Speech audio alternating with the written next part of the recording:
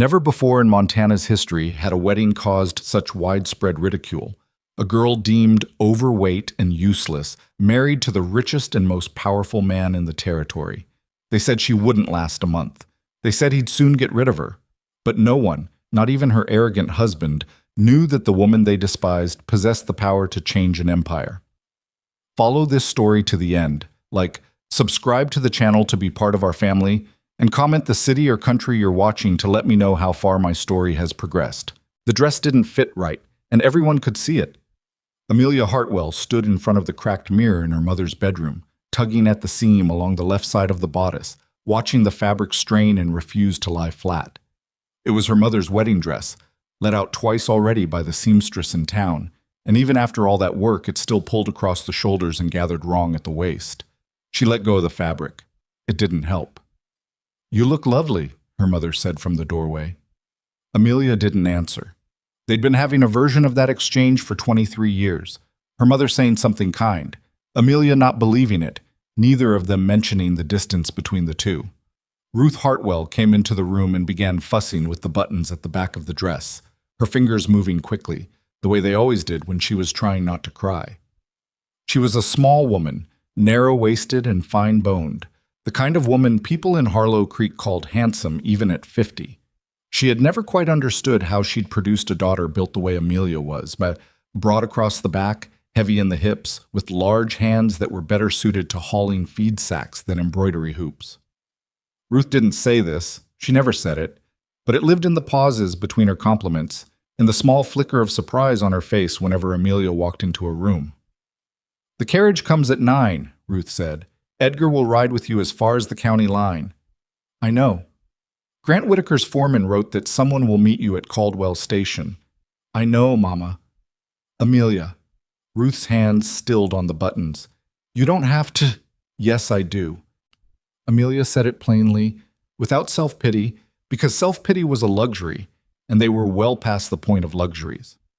The Hartwell farm had gone under in the spring, not dramatically, not in one catastrophic moment, but slowly, the way most things fell apart, through a series of bad seasons and worse decisions, and one cattle sickness that took 14 head in a single week.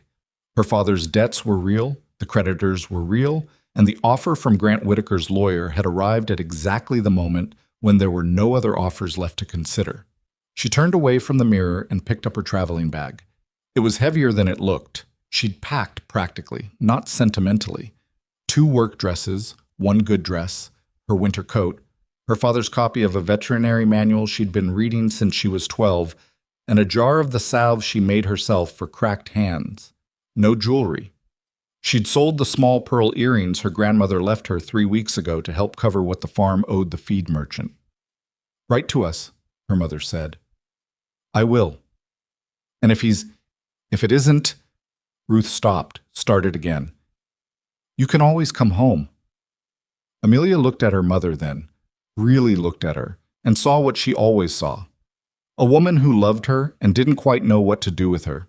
She kissed her mother on the cheek. "There's nothing to come home to," she said. "That's the whole point." The train ride to Caldwell Station took most of the day. Amelia sat by the window and watched Wyoming give way to Montana, the landscape opening up into something vast and indifferent. Brown grass rolling away in every direction, cliffs of red rock, the occasional dark line of trees marking a creek bed. She'd never been this far west. She'd barely been further than the county seat, truth be told. Harlow Creek wasn't a place people left very often, and when they did, it was usually the men who went. She ate the lunch her mother had packed, 2 biscuits and a wedge of hard cheese, and drank water from the canteen and tried to read the veterinary manual, but the words wouldn't stay still. She kept returning to the same paragraph about treating foot rot in cattle, while her mind circled other things entirely. Grant Whitaker. She knew what people said about him. Harlow Creek was 2 days from Whitaker territory, but news traveled, especially news about men like him. The richest rancher in Montana. Maybe the richest man west of the Missouri. He'd inherited a middling cattle operation from his father at 22 and spent the next 15 years turning it into something that people described in numbers that stopped sounding like real numbers after a while. 40,000 acres, 4,000 head, a dozen outbuildings, A main house with glass windows imported from back east. A bunkhouse that slept 30. He'd been married once before, briefly, to a woman from Billings who had left him after 18 months. Nobody said much about why. The story that circulated was that he'd sent her back to her family with enough money to set herself up comfortable, and that she'd seemed relieved. What that meant about the man himself, Amelia had spent several weeks trying not to think too hard about. The train slowed into Caldwell Station at 4:30 in the afternoon. It was a small depot, a platform, a water tower, a squat building with a peeling sign. There were 6 or 7 other people getting off. Amelia was the last one through the car door, her bag in one hand, stepping down onto the platform and looking around for whoever was supposed to meet her. "Miss Hartwell," she turned. The man was maybe 40, lean and weathered, with a red bandana around his neck, and the look of someone who spent his life outdoors and had made his peace with it. He wasn't smiling, but he wasn't unfriendly either, neutral, assessing. "That's me," she said. "Tom Briggs. I'm Mr. Whitaker's ranch foreman." He looked at her bag. "That all you brought?" "Yes." He nodded like that answered something he'd been wondering about. "Wagon's out front. It's 2.5 hours to the ranch, give or take. You comfortable in an open wagon?" "I've ridden in worse." He looked at her again, briefly, and she could see him recalibrating something. She wasn't sure what. Then he picked up her bag without asking and led the way around the building. The wagon was a solid work vehicle, not a fancy carriage. 2 horses, a bench seat, a flatbed in the back with some fencing supplies taking up most of the space. Amelia climbed up on her own without waiting to be helped.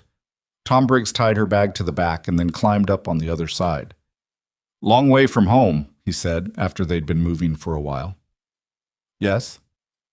"You been to Montana before?" "No." He didn't say anything else for a bit.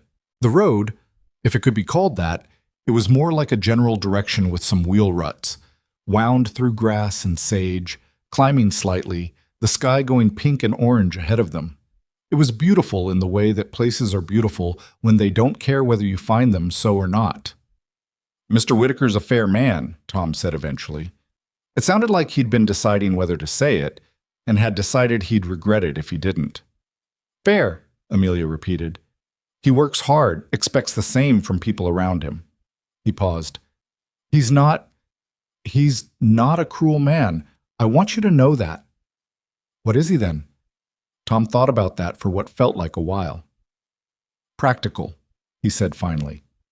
Amelia filed that away. They came over a low ridge and she saw the Whitaker ranch spread out below in the last of the evening light, and she understood for the first time what 40,000 acres actually looked like. It was enormous. Not elegant. It wasn't a plantation or an estate, nothing ornamental about it, but it was undeniably, almost oppressively big. Fences ran in long straight lines to the horizon, outbuildings clustered around a central yard, their roof lines sharp against the sky. And at the center of it all, the main house, 2 stories, wide porch, yellow light coming through windows that were, in fact, actual glass. She didn't let herself be impressed, or rather, she let herself register it and then set it aside. Being impressed wouldn't help her. Tom pulled the wagon up into the yard. A couple of ranch hands nearby stopped what they were doing to look. They weren't subtle about it. One of them, young, maybe 19, with a jaw full of tobacco, said something to the other one under his breath, and they both looked away again, but not before Amelia caught the shape of it. She knew that shape well. It was the shape of men deciding what category to put a woman in and having it not take very long. She climbed down from the wagon on her own again. "I'll take you inside," Tom said. The front door of the house opened before they reached the porch. Grant Whitaker was taller than she'd expected. That was the first thing she noticed, because she was not a small woman and she was not used to looking up at people, but she would have had to look up at him. He was broad in the chest and lean everywhere else, with the kind of tan you only got from real work, not from standing around supervising. Dark hair, starting to go gray at the temples. He was maybe 38, 40. His face was the kind that had been handsome when he was younger and had settled into something harder and more specific with age.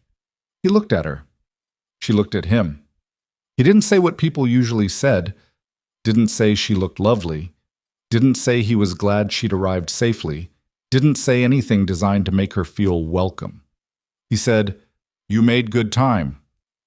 "The train was on schedule," she said. A pause.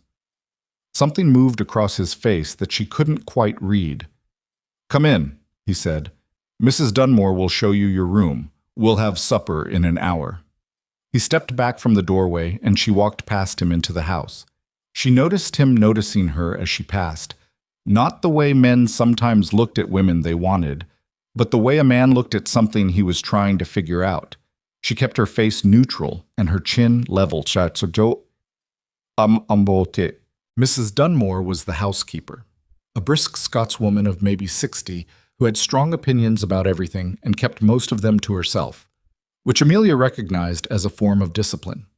She showed Amelia to a room on the second floor, clean, plain, with a bed and a washstand and a window that looked out over the east pasture. It was larger than Amelia's room at home had been. "Supper's at 6, Mrs. Dunmore said. "There's water in the pitcher. I can have more brought up if you need it." "This is fine, thank you." The housekeeper paused at the door. "The town'll say things," she said, not unkindly. "They already are, I expect. Small place, Harlow Creek." She paused. "I mean Caldwell. People talk." "I know," Amelia said. "Just so you're prepared." "Mrs. Dunmore," Amelia said. "I've been the subject of talk my whole life. I expect I'll survive it." The woman looked at her for a moment, and then something in her face shifted slightly. Not warmth exactly, but something adjacent to it. She gave a short nod and left. Amelia unpacked her bag, washed her face, changed into the good dress, and went downstairs for supper. There were 3 of them at the table: Grant, Amelia, and Grant's niece, Clara. Clara was 9 years old and had the look of a child who had learned to be quiet in the particular way children learn when quietness is what survival requires. She had her uncle's dark hair and her own sharp eyes, which she kept directed at her plate for most of the meal. She said hello to Amelia when prompted and then went back to being invisible as professionally as she could manage. Amelia understood that too. The meal itself was good: beef, biscuits, potatoes, coffee. Mrs. Dunmore could cook. Amelia ate steadily and didn't apologize for it, which seemed to mildly surprise Grant, though he covered it well. "The wedding is day after tomorrow," he said, cutting his beef. "Reverend Cole will come out. Nothing elaborate." "That's fine. I've had papers drawn up. My lawyer will explain the arrangement. You'll have a monthly allowance, use of the household account for domestic expenses. In the event of my death, you'd receive Mr. Whitaker." He stopped. "We can discuss the legal details tomorrow," she said. "I've had a long day." He looked at her again with that expression she was starting to recognize, the one that said she had not done what he expected.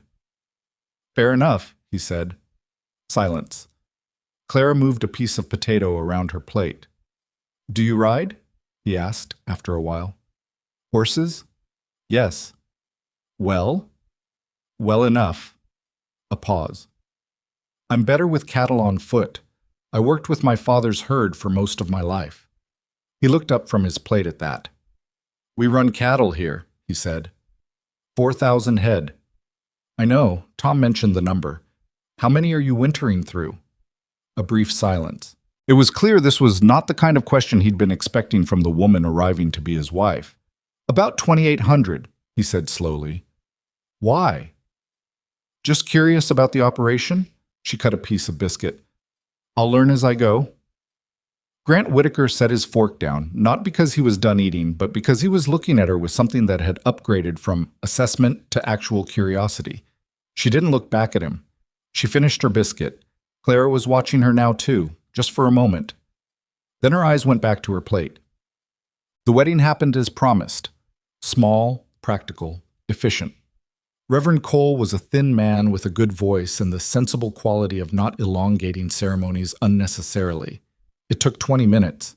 Tom Briggs and Mrs. Dunmore served as witnesses. Clara stood to one side in a dress that was slightly too short for her, her hands clasped, watching. In the town of Caldwell, 4 miles down the road, people were talking about it before it was done. Amelia knew this because she'd walked into the general store 2 hours before the ceremony for thread and a bar of soap, and had felt the temperature of the room change, the moment she walked through the door. 3 women were at the counter. They'd been talking when she entered and stopped in the specific way that meant they'd been talking about her, or about something sufficiently connected to her that they needed to stop. She'd bought her thread and her soap and said good morning and left. Outside, she'd heard one of them say, loud enough to carry through the door, "She's bigger than I expected." And then a lower voice, "Poor thing. She can't actually think he—" She'd kept walking. The thing about being dismissed your whole life was that it became familiar. Not comfortable. Familiar was not the same as comfortable, but something you could navigate without losing yourself in. She had long ago stopped expecting people to see her clearly on first meeting. First meeting was when they decided where to file her. If she was lucky, they revised later. If she wasn't, she stopped caring what they thought. She didn't think about it as courage. It was more like exhaustion that had eventually converted into something useful. The first week at this Whitaker ranch was a study in people showing her, very efficiently, how little they expected from her. The ranch hands were polite in the way people were polite to furniture. They said the right things and looked through her. The woman who came from town twice a week to help Mrs. Dunmore with laundry was aggressively cheerful in the hollow way that people were cheerful when they pitied someone and were trying to hide it.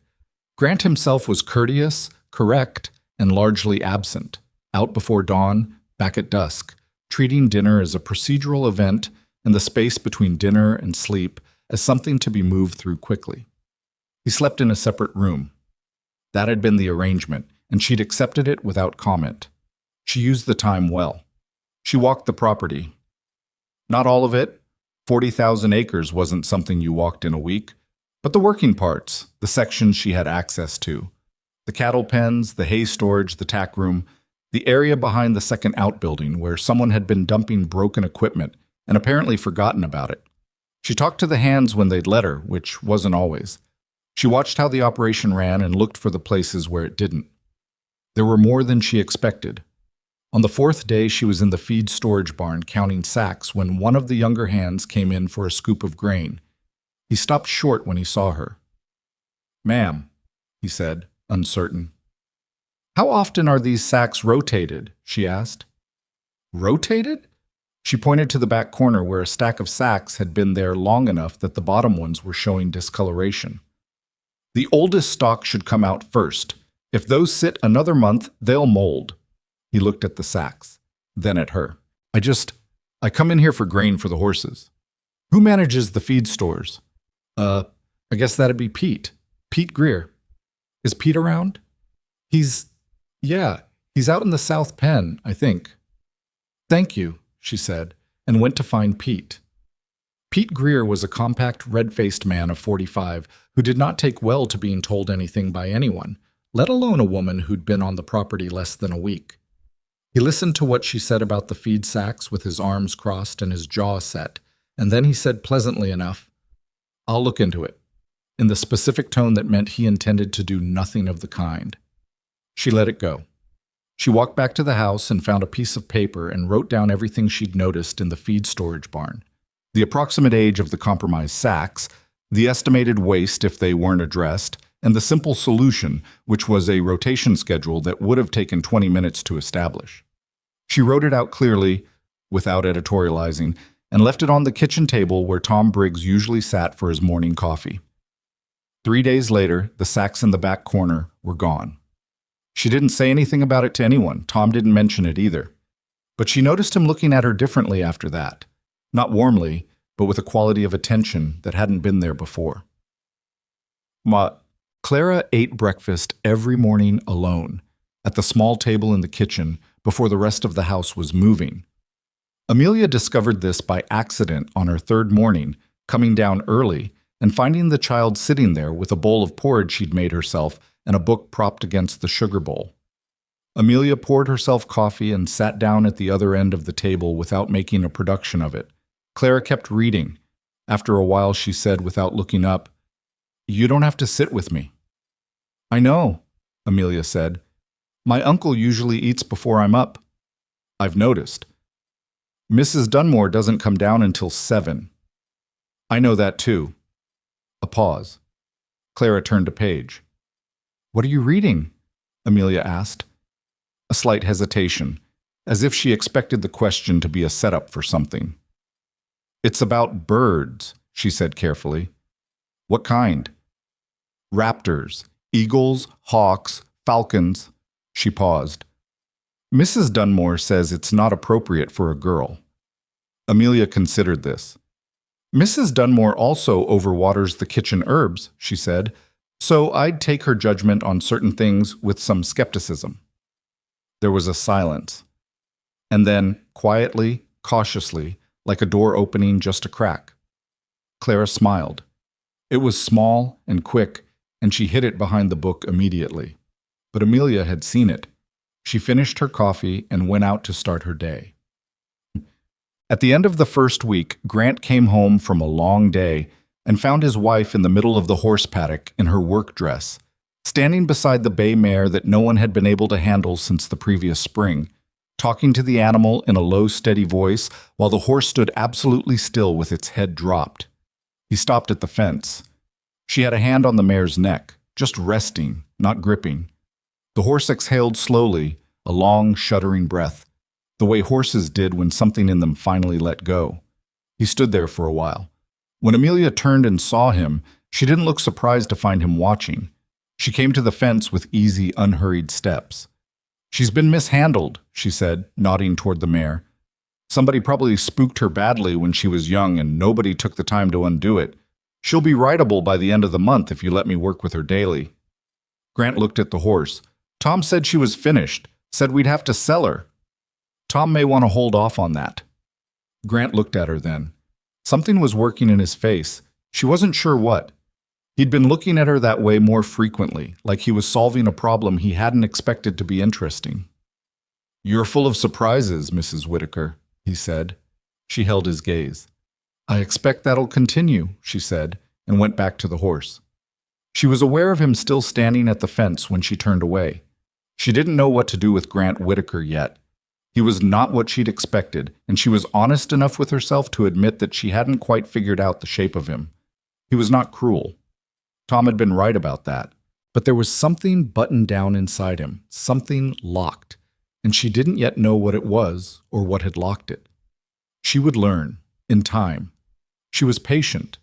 She stood in the paddock in the long evening light, one hand on the mare's warm neck, and thought about the week behind her and the years ahead, and felt something she didn't have an immediate word for. Not happiness exactly, not relief, but a kind of rough-edged purpose. She had a place to stand. She intended to stand in it.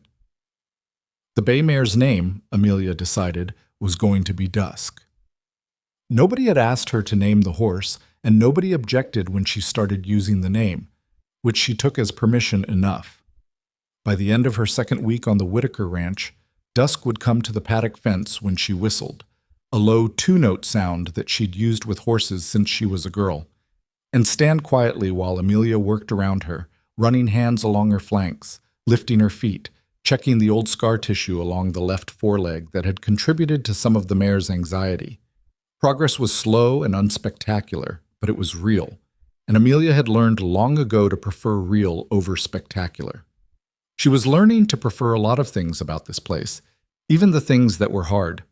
The days had a shape now. She was up before most of the house, down to the kitchen to start coffee and usually find Clara already at the small table with her book. They had developed a routine without discussing it. Amelia made the coffee, Clara set 2 cups out, they sat in the early quiet and read their separate books and said very little. It wasn't warmth yet.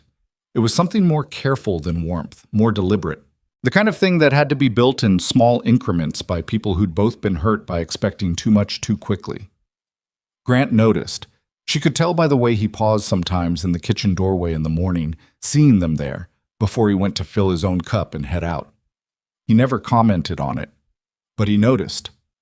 What he didn't notice, or didn't mention noticing, were the other things she'd been doing. The wasted feed situation had been addressed. She'd confirmed that when she checked the storage barn again and found the rotation she'd written out had been implemented, the molded sacks removed and disposed of, the new system followed. But that had been the easy problem, the visible one. The less visible problems took longer to see and longer still to understand. She started asking questions, not of Grant, not yet, but of the people who did the daily work, the hands who didn't look at her directly. The woman who came twice a week to help with laundry, whose name was Bess, and who was sharper than she let on. Mrs. Dunmore, who answered questions if they were practical and deflected the ones she considered none of Amelia's business, which was a useful category to understand. She talked to the two men who managed the horse barn, a father and son named Vic and Danny Pratt, who were cautious at first and then gradually less so when it became clear she actually knew what she was talking about when horses came up.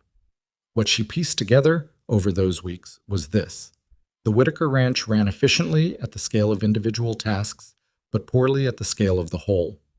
The men were skilled at their specific jobs, but there was no coordination between them, no system for information moving from one part of the operation to another, which meant that the left hand frequently didn't know what the right hand was doing, and waste happened in the gaps. The feed situation had been one example. There were others. The bunkhouse, she learned from Bess, had a leaking roof that had been leaking since September. The men sleeping in the two corner bunks had moved their things to avoid the drip, and nobody had reported it to Tom because the prevailing sense was that Tom would deal with it when he got to it. Tom, who was managing 4,000 cattle across 40,000 acres and a crew of 23 men, had not gotten to it. She asked Mrs. Dunmore if there was a carpenter who did work for the ranch. Hector Vane. He's in Caldwell. Has Mr. Whitaker used him before? For the main house, yes. Guest room window last fall. Does he have a tab with the ranch? Mrs. Dunmore looked at her with the expression she used when she was deciding how much information to give out. He has an account at the general store. Most tradespeople in Caldwell do. Mr. Whitaker settles them at the end of the month. All right, Amelia said, and went to find paper. She wrote to Hector Vane, described the roof, gave him the location of the bunkhouse on the property, and asked him to come out the following Thursday to look at it. She signed it with her name. She didn't ask Grant's permission because it was a minor repair and she had household authority, and the roof had been leaking since September, and 23 men were sleeping under it. On Thursday, Hector Vane came out and looked at the roof and fixed it in 4 hours. The following Monday, two of the ranch hands, men who had looked through her like glass for 3 weeks, said good morning to her in the yard. Not because they'd decided she was worth talking to, because the roof didn't leak anymore. She understood that this was how it worked. Not grand gestures. Small, real things that made life marginally better for people who had reason to be skeptical. She was patient. She had always been patient.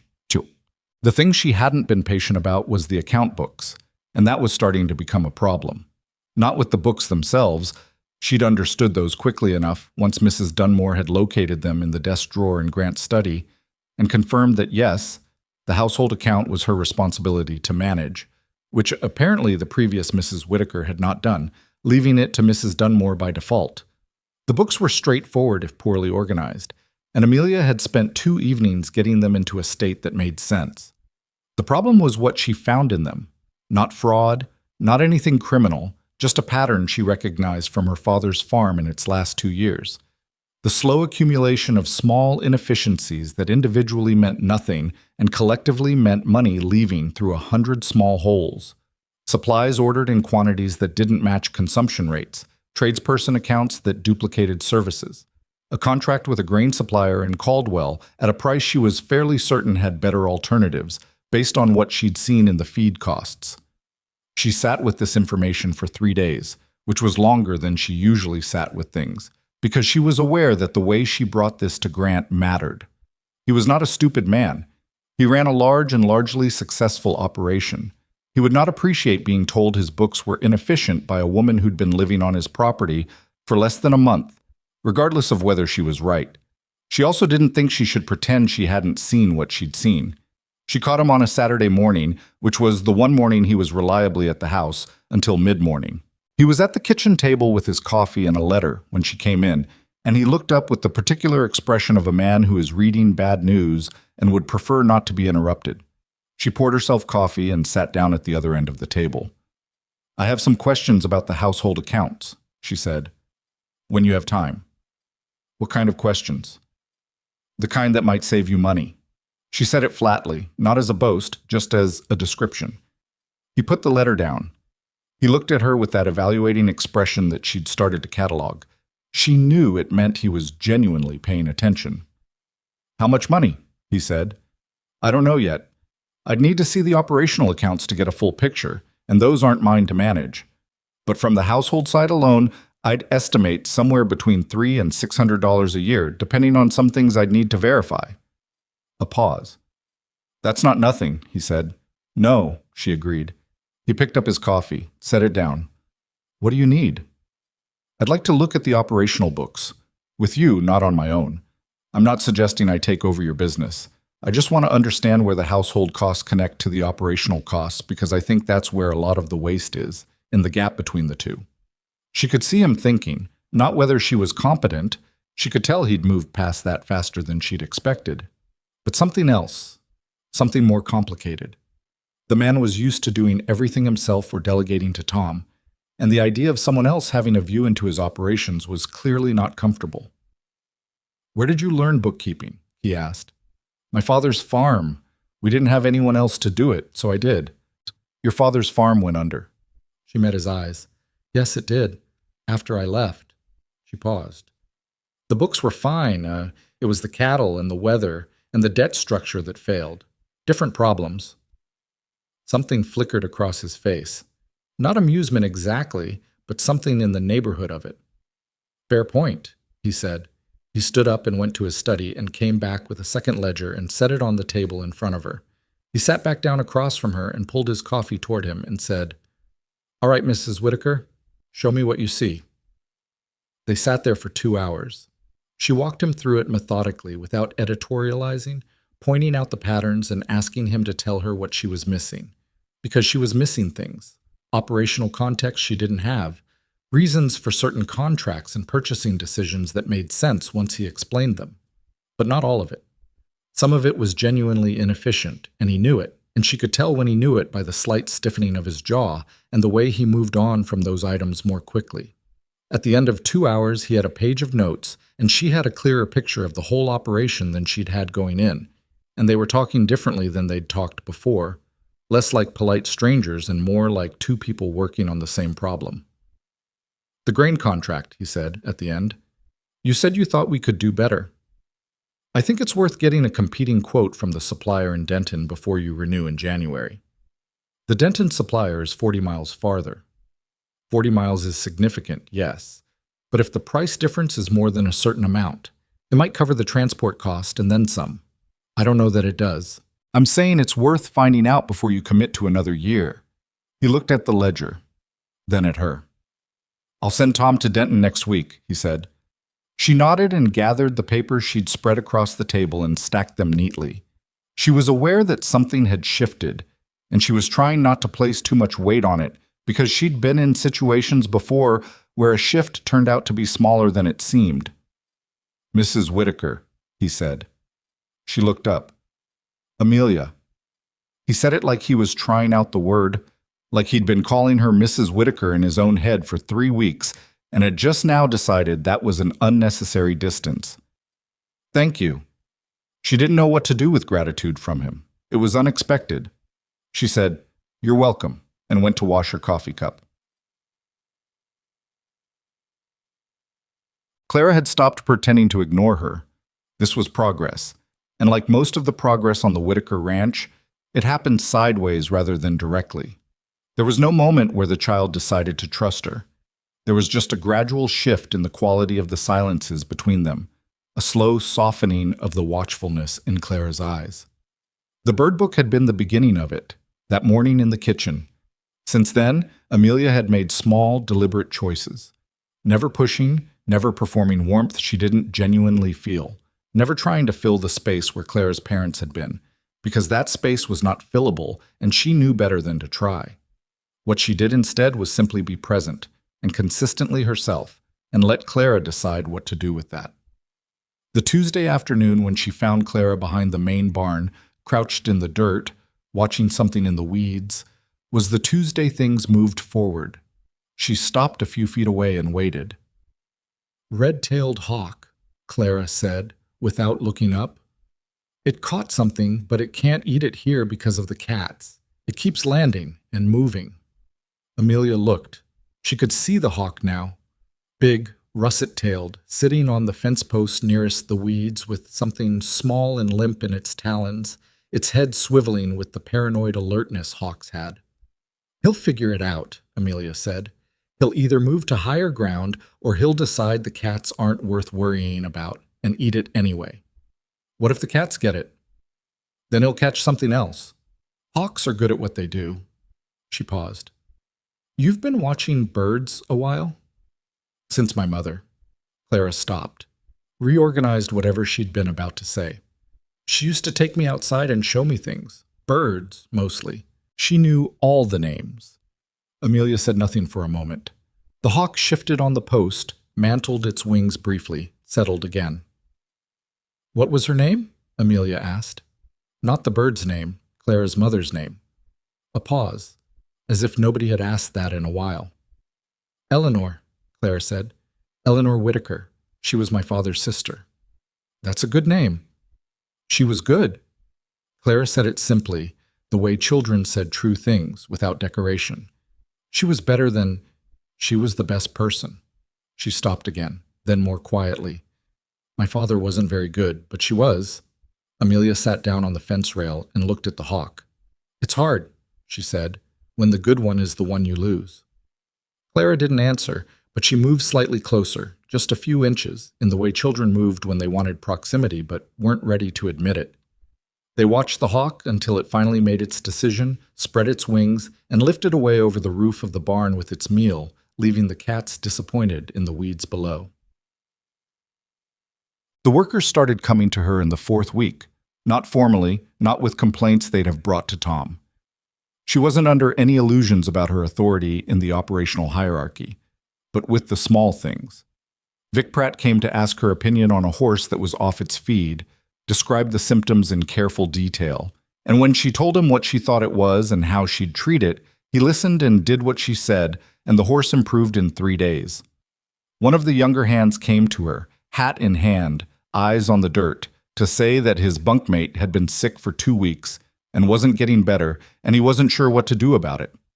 She went and looked at the man, a quietly miserable 20-year-old named Cal, who had a chest infection he'd been trying to work through, and told him in no uncertain terms that he needed a doctor, and then she arranged for Tom to take him to Caldwell, and she paid for the doctor visit from the household account, because there was no other reasonable account to charge it to, and she documented it in the books and didn't mention it to Grant until he saw it in the monthly review.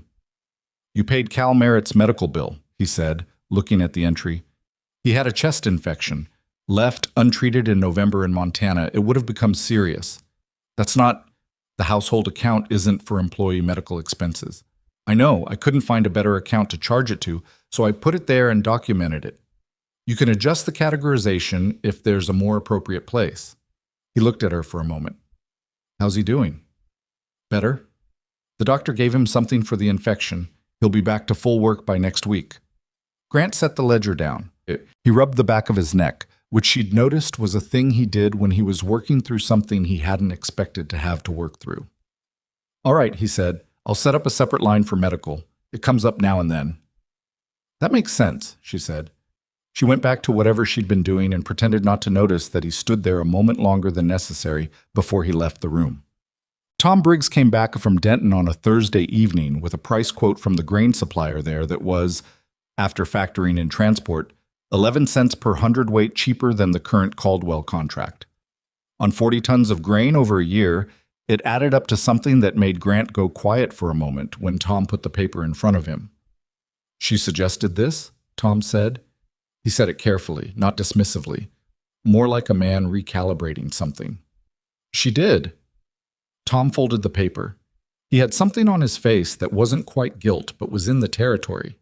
He said, "She asked me about the feed rotation in the 1st week. I thought she was..." He stopped. "I know what you thought," Grant said. "She was right about that, too." "I know." Tom was quiet for a moment.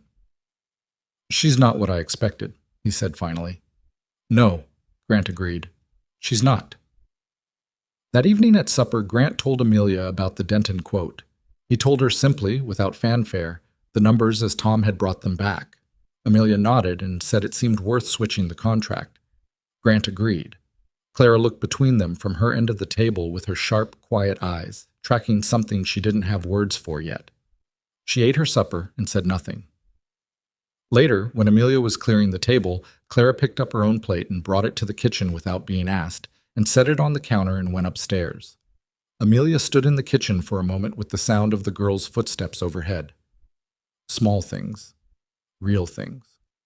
The night everything started to shift was in late November, the kind of cold that had genuine intentions behind it, the kind of Montana cold that was a statement rather than a condition.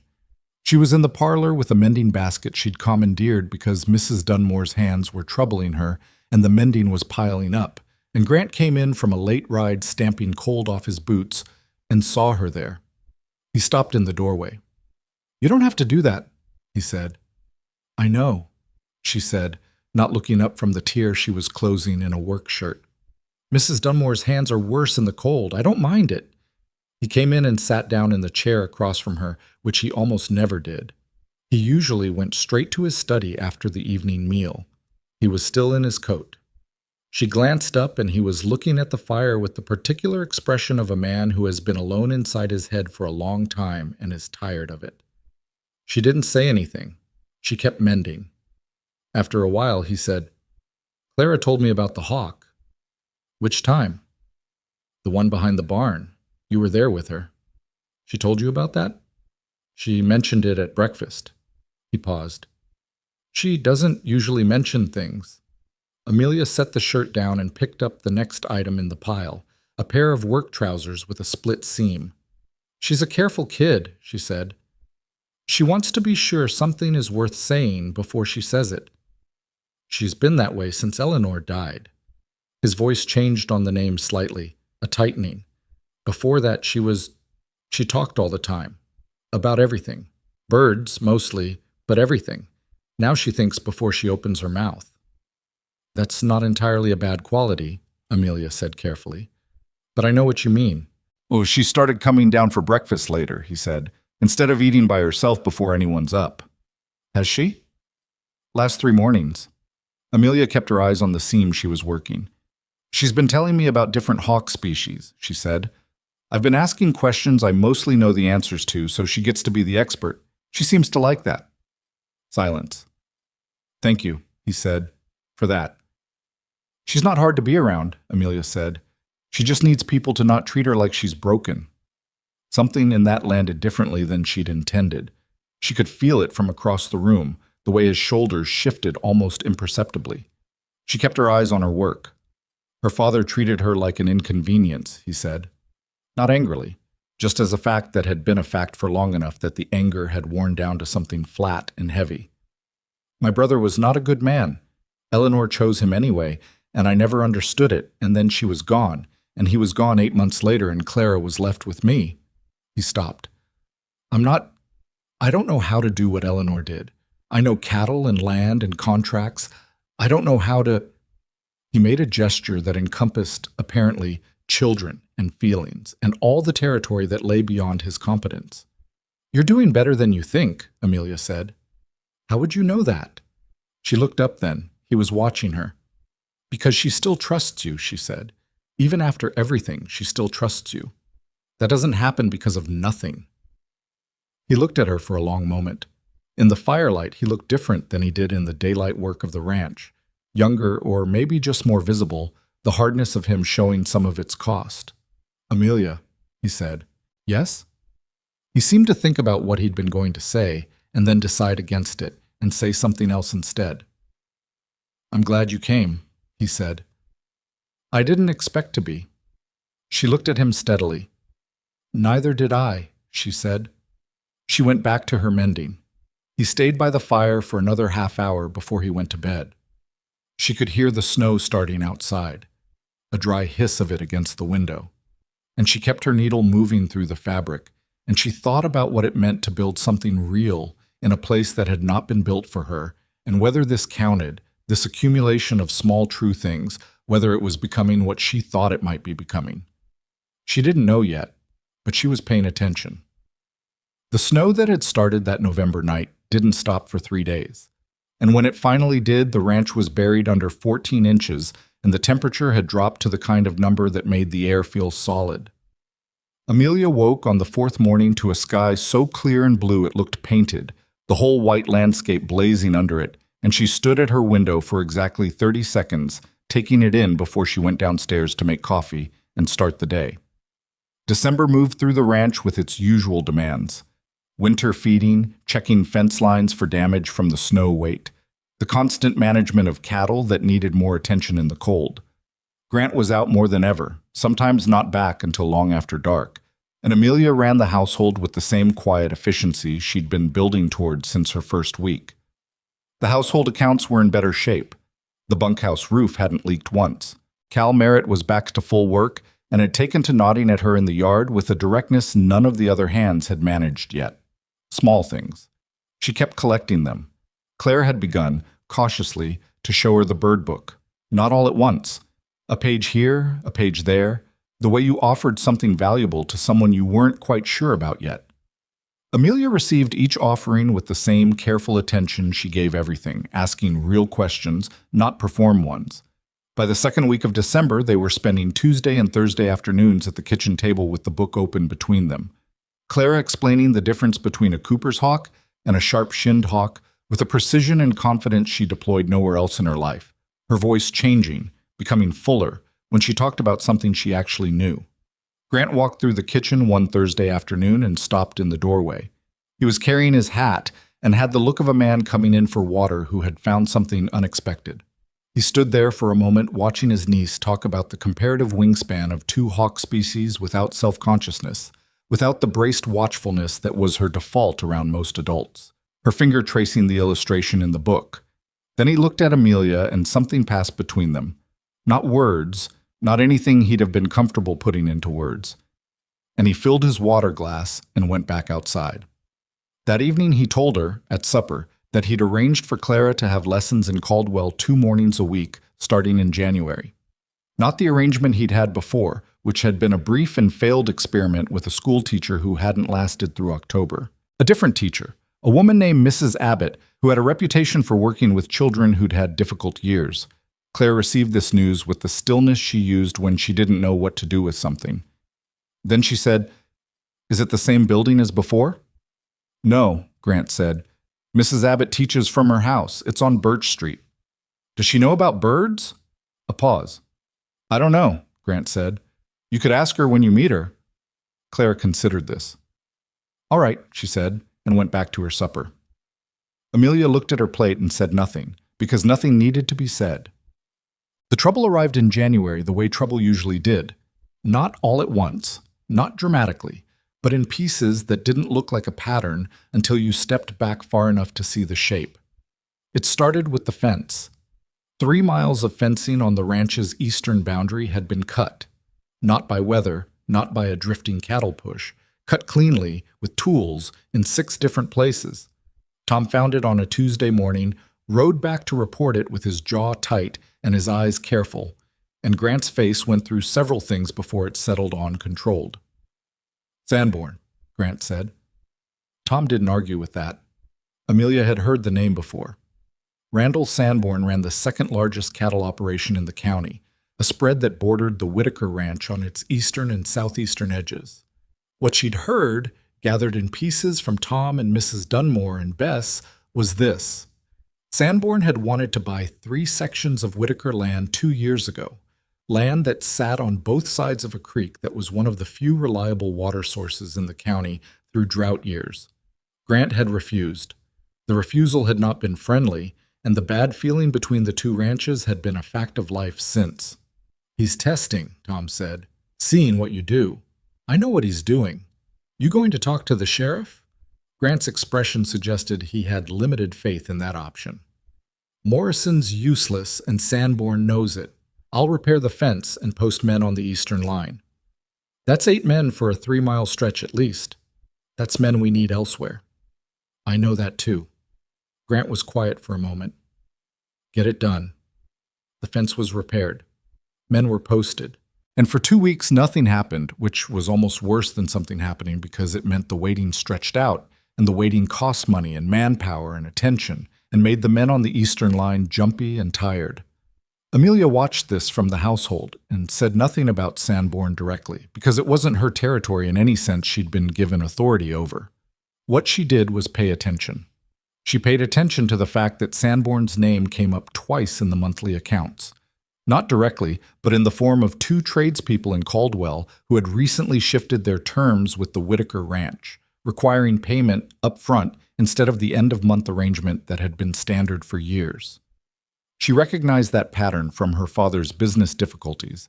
It meant someone had been talking to those tradespeople, suggesting that the Whitaker operation might be less stable than it appeared. She mentioned it to Grant one evening in his study, where she'd taken to bringing the monthly account review. He was at his desk, and she set the relevant pages in front of him and pointed to the two changes and said, "Someone's been working on your credit reputation in town." He looked at the pages. His jaw did the thing it did. How recent? Both changed their terms this month. Both have dealt with the ranch for at least 6 years with no changes before this. Sanborn. I don't know that for certain, but the timing is consistent with someone trying to make your operation look shaky from the outside. He leaned back in his chair. He looked at her. "You know a lot about how this kind of thing works," he said. It wasn't an accusation. It was genuine. "My father's farm failed," she said. "I watched how people's behavior changed around it before it fell apart. First the rumors, then the credit terms, then the open distancing. Same sequence. Your father's situation and mine are not comparable. No, his resources were nothing like yours, which is why what's happening now is a harassment strategy rather than a genuine financial attack. But harassment has its own costs." She paused. "Do you know which Caldwell merchant Sanborn has close relationships with?" Grant named 3.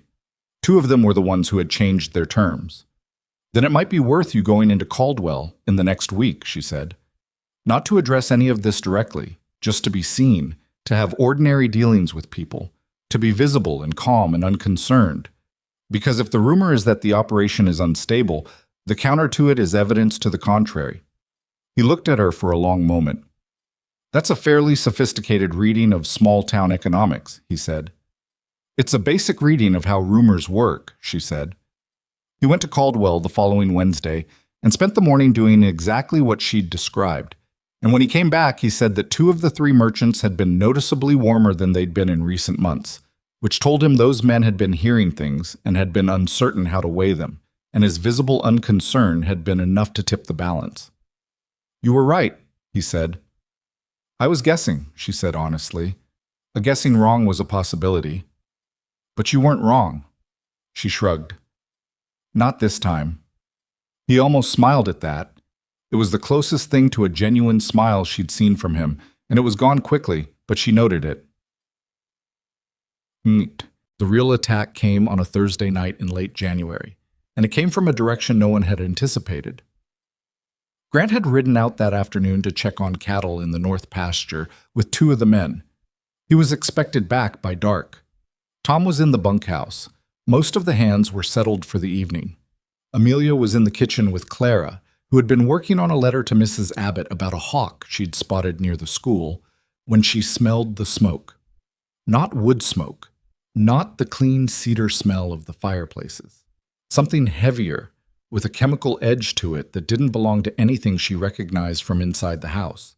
She was at the back door before she'd finished the thought, and she opened it and saw the orange glow from the direction of the hay storage barn, not the main horse barn, the secondary hay storage 200 yards east of the house, and she understood immediately what she was looking at. "Clara," she said. Her voice was steady. She was aware of making it steady. "Go upstairs. Wake Mrs. Dunmore. Tell her to keep everyone on this side of the house, and do not come outside until I come for you." "What's... Clara?" She turned and looked at the girl directly. "I need you to do that right now. Can you do that?" Clara's face had gone white, but her eyes were focused. She nodded and went for the stairs. Amelia grabbed her coat and went out. The hay barn was burning at the base. Someone had set the fire low along the eastern wall, and it had caught in the dry winter hay and was moving fast. She could hear it from 50 yards, the specific roar of a fire with material to work with, and she could see 2 figures running from the direction of the bunkhouse, the night watch. late, either slow or deliberately delayed. She didn't stop at the barn. She ran past it toward the horse barn, because the horse barn was 130 yards from the hay storage, and with the wind coming from the east, the embers would reach it in less time than it would take to get all the horses out without a plan. She unlatched the horse barn doors and went in. The horses knew already. They always knew. 6 animals in various states of panic, Dusk in the far stall with her eyes showing white, the others stamping and throwing their heads. She went to the nearest horse first, a big roan gelding named Chester, who was calmer than the others, and got a halter on him and got him out, tying him to the post outside the barn, and then she went back in. By the time she had the 3rd horse out, Vic Pratt had arrived at a run and took the lead rope of the 4th without a word, and then Danny was there too, and between them they got the remaining horses clear with the hay barn fully involved now, a column of fire and smoke that was lighting the whole yard. Tom appeared at her elbow. "Who's—" "I don't know," she said. "I saw 2 men running when I came out, east direction." She took a breath. The cold air tasted of smoke. "Is anyone checking the cattle pens?" Tom stared at her for a beat. Then he turned and started shouting for men. She had been thinking about the cattle pens because fire moving east was fire moving toward the nearest cattle holding area, and panicked cattle in a burning pen were a catastrophe that would take years to recover from. Tom had been thinking about the fire. She had been thinking about what came after the fire. Both things mattered, and there were enough of them to handle both, but only if someone thought to say it. The cattle pens were checked. The fencing on the east side of the nearest pen was reinforced with 2 men stationed there with buckets. The hay barn was a loss. It was going to burn itself out, and there was nothing to be done about that. But the horse barn survived, and the cattle were safe, and the main house was never in danger. Grant came back at a flat run, his horse lathered, 2 men with him, and came into the yard and saw the hay barn, and then saw Amelia standing near the horse barn with Vic Pratt, covered in smoke. And something happened in his face that was more than relief. He crossed the yard in long strides and stopped in front of her. He looked at her, the state of her, the soot, the burned-smelling coat, and said, "Are you hurt?" "No." "Clarice?" "Upstairs with Mrs. Dunmore." "Fine." He put a hand on her arm, just briefly. His jaw was working. The horses, all out. Vic and Danny got the last 2. He turned and looked at the burning barn, and she could see the calculations happening. The financial loss, the fodder supply problem this created for midwinter, the fact that someone had done this deliberately, and the shape of who that was. Then he turned back to her. "Tom said you went for the horse barn first," he said. "The wind was from the east. The hay barn was already gone when I came out. You didn't wait for anyone." She looked at him steadily. There wasn't time to wait. He looked at her for a moment longer than the conversation required. Then he turned to where Tom was organizing the men and began directing operations in the controlled, decisive way he handled emergencies. And Amelia went to the well and drew water and washed her face and hands and thought about the 2 figures she'd seen running east. She didn't sleep that night. She doubted many people on the ranch did. The hay barn burned for 3 hours and then settled into a sullen smolder, and men were posted at intervals around the property, and the yard had the tense quiet of a place waiting to see if there was more coming. At 2 in the morning, she went to Grant's study, where she knew he'd be, because there was nowhere else on this ranch where a man with his particular kind of responsibility went to think through a crisis. He was at his desk with a lamp and a map of the property. He looked up when she came in. "You should sleep," he said. "So should you."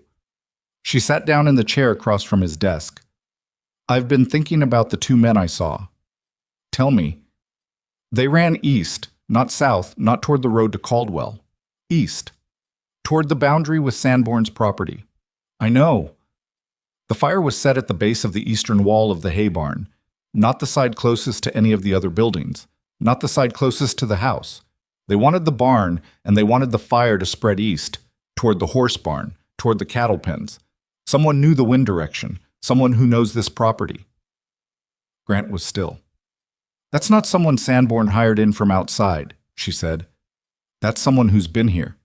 Who knows where things are, how they're laid out, what's where." The silence stretched. "How many men have you let go in the last 2 years?" she asked. His expression shifted. He didn't like the direction this was going, but he was listening. 4, he said. 1 in the spring, 2 in the summer, 1 in October. Pete Greer was one of them. She kept her face neutral. Pete Greer, who managed the feed stores, who I let go in November because Tom found evidence he'd been skimming from the supply orders. He paused. Small amounts, but consistent. Pete Greer, who she had gone to about the feed rotation in her first week, and who had looked at her with barely disguised contempt, who had done nothing about the molded sacks and had needed Tom to move on it, who had apparently been skimming from the operation for long enough to develop a system. Do you know where he went after you let him go? She asked. Caldwell, I assumed. Or he went looking for someone who had a use for what he knew about this property, she said. Grant stood up from his desk. He walked to the window and stood there with his back to her, and she let him have the silence because he was working through something. And when Grant Whitaker worked through something, he needed the quiet to do it. I should have seen this earlier, he said. Maybe, she said, or maybe it came together in a way that wasn't predictable from any single piece. You pieced it together. I've been watching the whole board because I had no other way to understand this place. She paused. You've been managing operations. I've been watching patterns. Those are different angles. He turned around. In the lamplight, his face was tired, the specific tiredness of a man who was used to being the one who saw everything and had just discovered a gap. What do you think he does next? He asked. Sanborn. I think he waits to see what you do, she said. If you respond visibly, aggressively, publicly, which would be your instinct, he uses that. He's been working to make your operation look unstable. You reacting badly proves his point. If you respond carefully, document what you have, take it to Morrison, even knowing Morrison's limited, and be seen doing the ordinary work of rebuilding. She paused. You make him look like what he is, a man who lit a fire on a neighboring ranch in January. I want to go to his land, and I know, she said, I know what you want to do, and I'm asking you not to. He looked at her. His jaw was tight. His hands were at his sides, and she could see the cost of what she was asking, the self-restraint required from a man who had handled problems with force and will for 15 years. He burned my barn, Grant said. I know he did. She held his eyes. And there are ways to make him pay for that, which don't give him what he needs from you. But you have to be willing to be patient. A long silence. The lamp flickered. You're the most practical woman I've ever met, he said. Not as a compliment exactly, more as a discovery. That's not the worst thing to be, she said. He exhaled slowly. He ran a hand through his hair. All right, he said. We do it your way. She didn't feel triumphant about that. She felt the weight of it. He was trusting her with something large, and she needed to be right, and being right wasn't guaranteed. I'll write down everything I know and when I knew it, she said. Dates, details. You should have it documented. Now?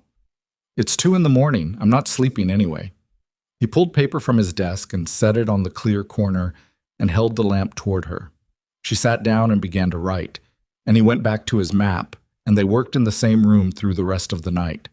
Not speaking much, not needing to, the shared task making its own kind of silence, the kind that felt like something rather than nothing.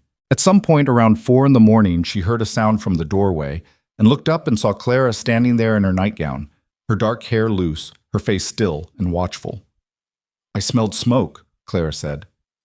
The hay barn burned, Amelia said. It's out now. Everyone's safe. Clara looked at her uncle. Are you safe? I'm fine, Grant said. His voice was quieter than usual. Go back to bed, Clara. The girl didn't move immediately. She looked between the two of them. At the desk, the lamp, the paper, the map, the two of them working side by side in the dead of night, like people who had been doing this for years.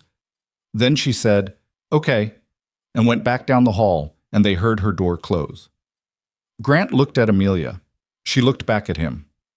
Neither of them said what they were both thinking, which was that whatever this was, this thing that had been building between them in kitchens and study rooms and barn lots and late-night conversations, It was no longer possible to call it an arrangement.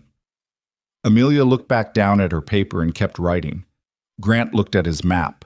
The ranch was quiet outside in the cold blue dark of early morning, and the smell of smoke had thinned to something almost clean, and the horses were safe, and the cattle were safe. And Clara was back in her bed, and none of those things had happened by accident. The documentation Amelia had written that night filled 11 pages by the time the sun came up. She'd organized it chronologically. The fence cutting, the credit term changes, the timing of Pete Greer's dismissal, the direction of the men she'd seen running, the specific placement of the fire at the eastern wall, and when she read back through it in the early morning light, she felt reasonably confident it told a coherent story. Not proof, not the kind of thing that would hold up in a courthouse, but a record, a foundation.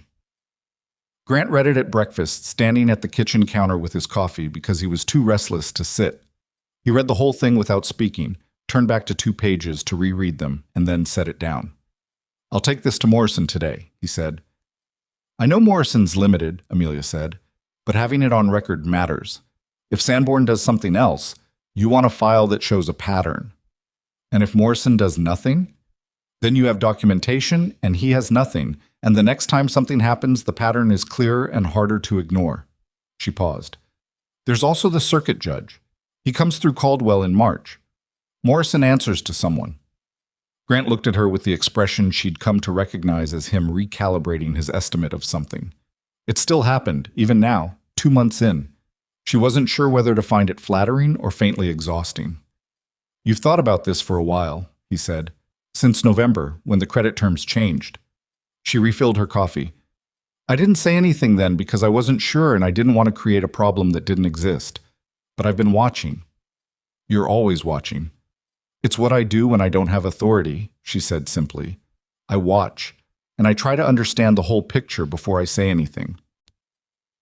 He was quiet for a moment.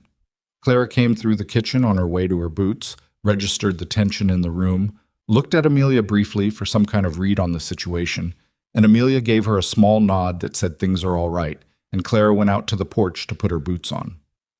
Grant picked up the 11 pages and squared them against the table. "I'll go to Morrison this morning," he said, "and I want to talk to you about Pete Greer's whereabouts when I get back." He left within the hour. Amelia spent the morning doing the work the morning required. Accounts, a conversation with Mrs. Dunmore about the disruption to the hay supply and what it meant for winter feeding logistics, a check on Dusk, who had been spooked badly by the fire smell the night before and needed handling. She moved through these tasks steadily, without rushing, because rushing didn't help anything, and she had learned a long time ago that the best thing to do with fear was to give it no extra room. She was afraid. She hadn't said this to anyone, including herself in any direct way, but it was true. Not for herself, or not only for herself, but for Clara, who had come to the doorway at 4 in the morning and asked if her uncle was safe with the particular precision of a child who had already lost everyone else. For Grant, who was dealing with a threat he hadn't fully seen coming and whose instincts in danger ran toward force in ways that could hurt him if he wasn't careful. For the men on the ranch who had started, gradually, to feel like people she was responsible for in some way she hadn't agreed to and couldn't now refuse. She stood in the paddock with Dusk's head resting against her chest, one hand moving slow and steady along the mare's jaw, and let herself be afraid for exactly as long as it took to understand the shape of it. Then she set it down and went back to work. Sheriff Morrison was exactly what Grant had expected, which was a man with a badge who was very good at listening carefully and committing to nothing. He had taken the 11 pages and read them with the focused attention of someone performing attentiveness, made 3 notes on his own paper, and said he would look into it. He did not say what looking into it would involve or when it might produce results. Grant came home in the early afternoon and told Amelia all of this in approximately 40 words, which was how he communicated when he was frustrated. "All right," she said. "Did he take the documentation?" "He kept a copy. I kept the original." "Good." She looked at him. "You didn't say anything to Sanborn directly? Didn't go to his property?" "No." He said it with the flatness of a man who had considered it hard and decided against it, and wanted credit for the deciding. "I did what you said. That was the right call. It didn't feel like it." "I know." She hesitated, then said something she'd been deciding whether to say. "Grant," The circuit judge in March, do you know him? Harlan Coates. I've met him twice. He's not someone I'd call a friend, but he's honest. Is there anyone who could get a letter to him before March? Not about this specifically, just a correspondence that reminds him you exist and are a person of standing in this county. Grant looked at her. You want me to establish myself with the judge before I potentially need to appeal to the judge. I want you to exist in his awareness as a real person and not just a name on a filing. Yes. That's fairly calculated. Is it wrong? He thought about that. No, he said. No, it's not wrong. He was quiet a moment. My lawyer, Eames, has a better relationship with Coates than I do. He could write. That would work, she said. He went to write to his lawyer. She went back to the accounts. This was, she had realized, the particular texture of their partnership. Not dramatic, not romantic in any visible way, but two people thinking about the same problems from their different positions and combining what they saw into something neither would have reached alone. It was not what she'd expected from this marriage. She wasn't sure what she'd expected. Something colder, more transactional, something she'd have had to survive rather than participate in. She was participating. That was the word that kept coming back to her. For the first time in her adult life, she was fully, genuinely participating in something that mattered. February brought a development none of them had anticipated. Pete Greer was found by Tom's cousin, a man who worked at a livery stable in Caldwell, living in a boarding house on the south end of town, 3 blocks from the feed merchant who had changed his payment terms with the ranch. Tom brought this information to Grant, and Grant brought it to Amelia, and the 3 of them sat in the study on a Tuesday evening and looked at the map together. He's 3 blocks from Deacon's feed, Tom said. Deacon's been a Sanborn man for years. Everyone in Caldwell knows it. Has Greer gone to Sanborn's property? Grant asked. Not that my cousin's seen, but he doesn't watch him constantly. Amelia was looking at the map. She was thinking about the fire again, the specific knowledge required to set it where it would do the most damage in the most advantageous wind conditions. She was thinking about the fact that Pete Greer had managed the feed stores and the eastern yard operations for 3 years and would know exactly where the hay barn sat relative to the prevailing winter winds. Can your cousin find out whether Greer and anyone from Sanborn's operation have been seen together in town? She asked Tom. Tom looked at her, then at Grant. Probably, he said. He tends bar 3 nights a week at the Caldwell house. He sees most of what moves through there. I don't want anyone approached or confronted, she said. I just want to know if the connection exists in a visible way. I can ask him, Tom said. Grant nodded. Tom left. Amelia stayed at the map for another moment, tracing the eastern boundary with one finger, thinking about the 3 sections of land that sat on both sides of the creek. He wants the water access, she said. He's always wanted the water access. But it's more urgent now. Last year was drier than the year before, and if the pattern holds... She stopped. Does he have water rights on his own land through a drought year? Grant was quiet for a moment. Partially. He has creek rights on 2 sections, but if the dry year continues into summer, those 2 sections aren't enough for his herd size. So what he actually needs, what's driving all of this, is insurance against a drought. Probably. She looked at the map. If there were another way for him to access water in a drought year, through a shared agreement rather than ownership, would he take it? Grant stared at her. You're asking if I'd negotiate with the man who burned my barn. I'm asking if there's a version of this where you get what you actually want, which is for him to stop, without a legal fight that takes 2 years and a feud that takes 20. What I want, Grant said, and his voice had an edge she hadn't heard in a while, is for him to be held accountable. I know, she said, and I want that too. Morrison having the documentation, Coates knowing you're a credible person in this county, those things work toward that. I'm not saying abandon the legal angle. I'm asking whether the legal angle and a negotiated resolution can exist at the same time, whether you can pursue both and see which one produces results first. He looked at her for a long time. The fire in the study had burned down to coals and the room had gotten dim, and neither of them had bothered with a lamp. You're not angry at him, Grant said. It wasn't an accusation, more like something he was trying to understand. "I'm angry," she said. "I was in that yard when the barn was burning. I got your horses out in the dark with embers coming down." She paused. "But anger's not a strategy. It's a feeling. I've been managing my feelings my whole life." He was quiet. "I grew up being the person everyone dismissed," she said. "You learn after a while that losing your temper gives the other person exactly what they need. It makes you look like the problem." She met his eyes. "Sanborn wants you angry and reactive. He wants you to ride to his property and make threats that he can report to Morrison. He wants Morrison to have a reason to be neutral." Grant stood up from the desk. He walked to the window. Outside, the February dark was complete. No moon, just the cold and the stars, and the lights of the bunkhouse visible as two small yellow squares. "I know you're right," he said, but it is very hard," he said quietly, "to be the kind of man I am and do nothing while someone attacks what I've built." She got up from her chair and came to stand near him, not beside him exactly, but close enough that the conversation didn't have to carry across the room. "You're not doing nothing," she said. "You're doing the harder thing, the thing that actually works." He turned and looked at her. They were close, closer than they usually stood, and she was aware of it and aware that he was aware of it, and neither of them moved back. "When did you get so certain about all of this?" he said. "I'm not certain," she said.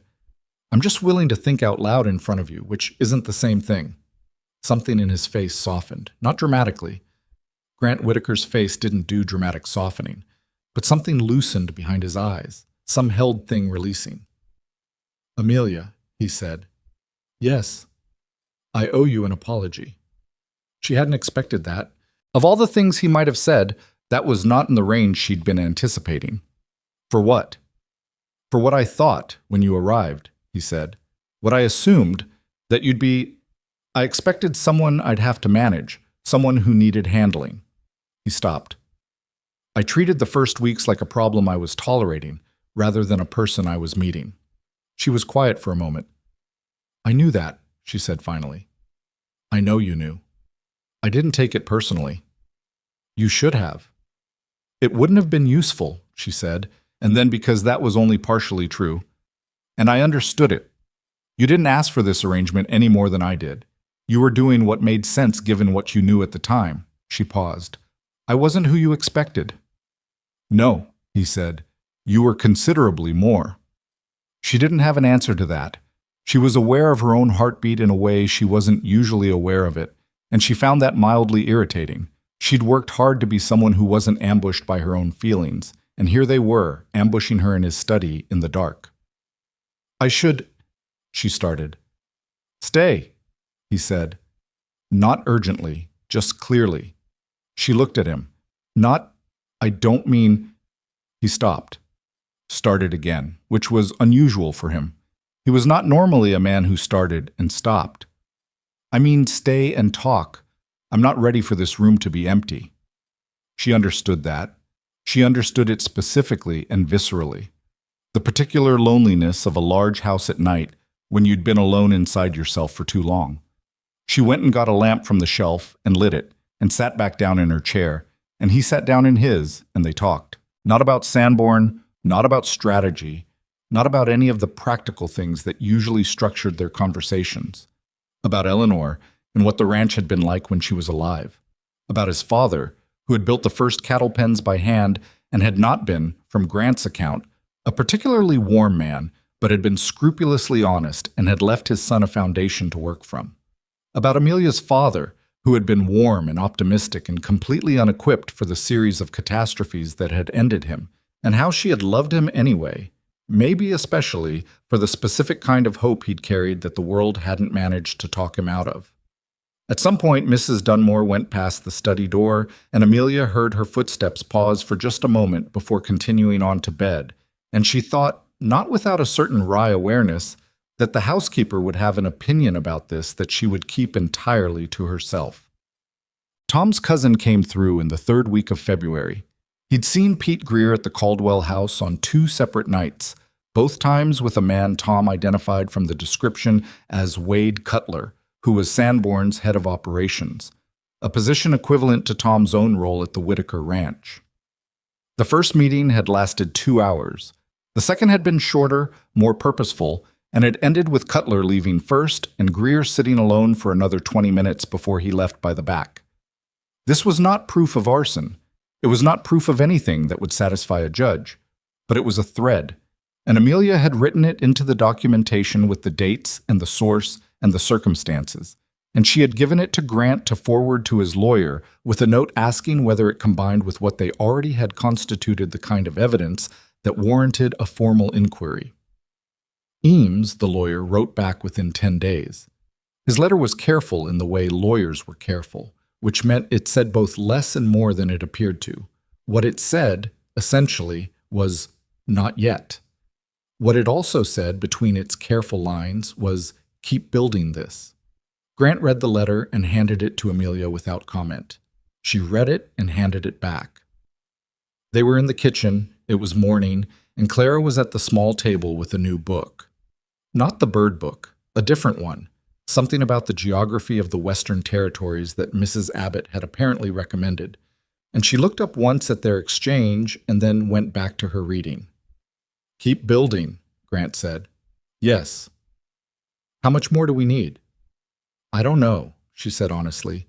"I'm not a lawyer, but Eames wouldn't have said that if he didn't think the building was worth doing." He nodded slowly, drank his coffee, looked out the window at the yard where 2 hands were breaking ice on the water troughs in the early morning cold. "I hired 2 new men last week," he said. "Put them on the eastern line, rotating. Sanborn's men have been seen on the road along our boundary 3 times since the fire." "Just on the road?" "Just on the road. Looking. Seeing whether the fire did what they wanted," she said, "whether you're in trouble." "I'm not in trouble." "I know, but they're trying to determine whether you are." He turned from the window. "What do we do about that?" She thought about it. "We let them see the ranch operating," she said. "Not performing, actually operating. The new hay supply Tom arranged from Denton is in. The horse barn is intact. The cattle are healthy. If they're watching, the best thing they can see is an operation that absorbed the hit and kept moving." She paused. "Don't hide the activity. Let it be visible." Grant looked at her with a specific expression she'd never seen before, not the evaluating one, not the calculating one, but something quieter, something that sat in his face like a decision that had already been made. "Amelia," he said. She waited. "I want to change the arrangement." She felt her pulse shift but kept her face calm. "What do you mean?" "The arrangement we came here with, the legal structure Eames set up, He stopped, tried again. "I want it to be different. I want you to have more." "More," she repeated carefully. "More authority. More standing. In the ranch operations, not just the household." He was looking at her directly, which was something he always did and which she'd stopped being unsettled by, except right now she was slightly unsettled by it. "I've been treating this ranch like it's mine to manage, and you're a consultant I've been lucky enough to have access to. But you've been doing the work of a partner for 2 months, and I haven't acknowledged that in any formal way, and it needs to change." She was quiet for a moment. Clara had gone very still at her table, book open but not reading, listening in the transparent way children listened when they were trying to seem like they weren't. "That's a significant thing to offer," Amelia said. "I'm aware. You'd need to talk to Eames." "I've already written to him." She stared at him. "You've already—" "I wrote last week, after I read the letter he sent." Grant set his coffee down. "He's drawing up an amendment to the original agreement. It'll take another few weeks." She absorbed this. The kitchen was warm, the fire going well, the smell of coffee and wood smoke and cold coming in under the door. Clara was pretending to read. Outside, the 2 hands moved from one trough to the next with their ice-breaking mallets. "You did this without telling me," she said. "I'm telling you now." "Grant." "I know," he said. "I should have asked first. That's fair." He picked his coffee back up. "Do you object?" She thought about it, genuinely thought about it, not as a performance of consideration. "No," she said. "I don't object." "Good," he said, and drank his coffee and went outside. Clara looked up from her book. She looked at the door he'd gone through, then at Amelia. Her expression was very serious. "Does this mean you're staying?" she asked. Amelia looked at the girl. 9 years old, dark-haired, sharp-eyed, the most careful person she'd ever met. "I was already staying," she said. "I know, but now it's different." Amelia sat down at the table across from her. "How is it different?" Clara thought about this with the deliberateness she gave to things that mattered. "Before," she said, "it felt like you were staying because you didn't have somewhere else to go." She paused. "Now it feels like you're staying because you want to be here." Amelia looked at her for a long moment. "You're a perceptive kid," she said. "I know," Clara said simply, and went back to her book. Motion. The amendment to the agreement arrived from Eames in the middle of March, 3 days before the circuit judge's scheduled appearance in Caldwell. The timing was not accidental. Amelia suspected Grant had written to Eames with the judge's schedule in mind, wanting the paperwork in order before any formal proceedings became necessary. She read the document at the kitchen table on a Thursday morning, working through the legal language carefully, noting what it gave her: co-signatory authority on the ranch's operating accounts, formal designation as co-manager of the Whitaker operation, an equal stake in any future sale or transfer of property. It was not a small thing. It was, in practical terms, close to a full partnership. Grant was watching her from across the table. "Do you have questions?" he asked. "Several," she said. "Let me finish." She read to the end, then she set it down and looked at him. "This gives me a great deal," she said. "It gives you what you've been doing," he said. "It just makes it official. There's a difference between what I've been doing and what's written here." "I know." He held her gaze. "I want you to have the difference." She looked down at the document again. At the bottom, Grant's signature was already there. Eames had signed as witness. There was a line waiting for her. She thought about her mother standing in the bedroom doorway saying, "You look lovely," while the dress didn't fit. She thought about the women in the general store saying she was bigger than they expected. She thought about Tom Briggs's face when she'd first climbed into the wagon at Caldwell Station, the quick recalibration, the neutrality that had taken weeks to become something warmer. She thought about all of it. The accumulated weight of 23 years of being the person who was tolerated, managed, assessed, and found wanting. And she thought about how none of that had turned out to be the final word on what she was worth, or what she was capable of. She picked up the pen and signed. Grant let out a breath she hadn't noticed he'd been holding. "There's a condition," she said, setting the pen down. He looked up sharply. "Clara's education expenses come out of the operating account," she said. "Not as charity, not as an afterthought, as a line item, consistent, non-negotiable. Whatever she needs to learn what she wants to learn." He stared at her. "She's the smartest person on this ranch," Amelia said, "including both of us. She should have every resource available to her." A silence. Then something happened in Grant Whitaker's face that she had not seen before and did not have an immediate name for. It was somewhere in the territory of gratitude and relief, and something more private than either of those, something that had been waiting a long time to find its way out. "Done," he said. His voice was rougher than usual. She nodded and straightened the papers and slid them to his side of the table, because they were signed and settled, and that was that.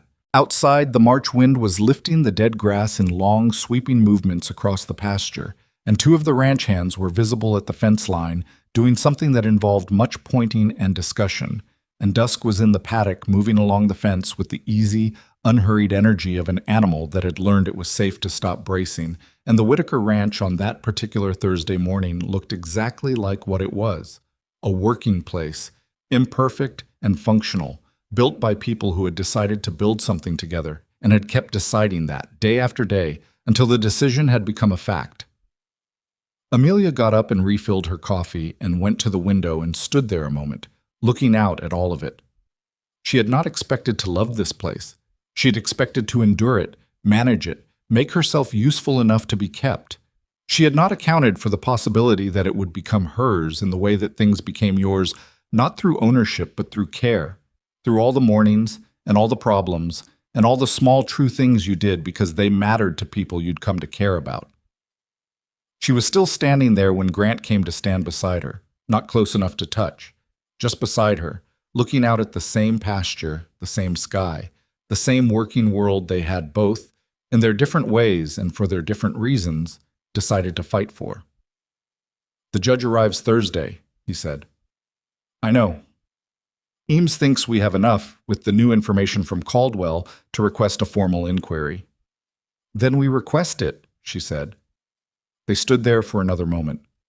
The wind moved through the grass. Dusk threw her head up at something and then settled. One of the hands of the fence started laughing at something the other said. Grant said quietly, without looking at her, "I'm glad you stayed." She didn't look at him either. She kept her eyes on the pasture, on the ordinary working life of the place. "I told Clara I was staying," she said. "I keep my word." A pause. Then, dryly, "Is that the only reason?" She let the silence sit for just long enough. "No," she said, "it's not the only reason." She went back to the table and picked up her coffee and her account books and kept working, and she didn't see his face when she turned away. But she heard him, a few seconds later, go out the back door with something different in his step. Lighter or steadier, or both at once, in the way that happened to people when they'd been carrying something alone for a long time and had just discovered, at last, that they didn't have to. Judge Harlan Coates arrived in Caldwell on a Thursday afternoon in the middle of March, which was exactly when he was scheduled to arrive, and this alone distinguished him from most people Amelia had dealt with in her life who held some form of official authority. He was a compact man in his 60s with a white beard trimmed close and the eyes of someone who had spent decades listening to people lie to him and had developed a precise and unsentimental instrument for detecting it. He set up in the back room of the Caldwell courthouse, which was also the land registry office and occasionally the room where the town council met when it was too cold for the livery stable, and he began hearing matters on Friday morning. Grant and Eames went together.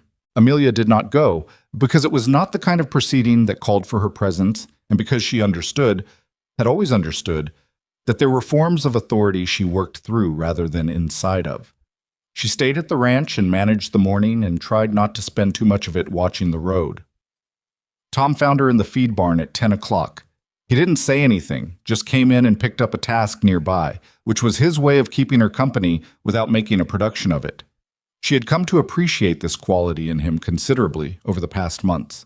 "Eames thinks it's strong enough," she said, not asking. "That's what he told Grant," Tom said. "Morrison's file is thin." "Coates doesn't use Morrison's files. He builds his own picture." She moved a sack to the rotation stack. "What do people in Caldwell think of Sanborn?" Tom was quiet for a moment, the particular quiet of a man choosing how honest to be. "They think he's powerful," he said finally.